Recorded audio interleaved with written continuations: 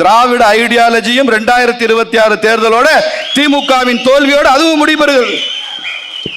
திராவிட சித்தாந்தமும் communist சித்தாந்தமும் சேர்ந்து முடிவுக்கு வரக்கூடிய காலம் தான் 2026. எந்த திசையில் 2026 கேட்டாரே பாண்டே.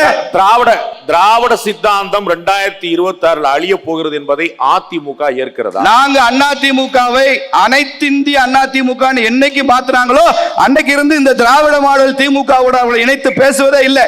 திராவிடம் என்று வந்து விட்டால் திராவிடம், இந்தியா என்று வந்து விட்டால் இந்தியா என்கிற பேச்சை யார் சொல்கிறார்களோ, எப்போது விஜயகாந்த் தன் கட்சியில தேசிய முற்போக்கு என்று சொன்னாரோ, தேசியமும் இந்தியாவும் சொல்கிற எந்த கட்சியும் நாங்கள் ஏற்றுக்கொள்ள தயாராக இருப்போம்.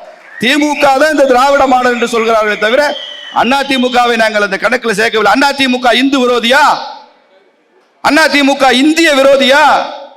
அதிமுக மொழிக்கான விரோதியா? இல்லையே. இந்தி அரைக்கு ஒழிகன்னு சொல்றாங்க. எதுக்கு இந்தி அரைக்கு ஒழிகணும்? இந்தி ஒழிகன்னு கூட சொல்லு, இந்தி திணிப்பு ஒழிகன்னு சொல்லு. ஒரு மொழியை அதை தாய்மொழியை ஏற்றுக்கொண்ட நிறைய பேர் இருக்காங்க. உனக்கு வேண்டாம்னா வேண்டான்னு சொல்லிட்டு போக வேண்டேன்.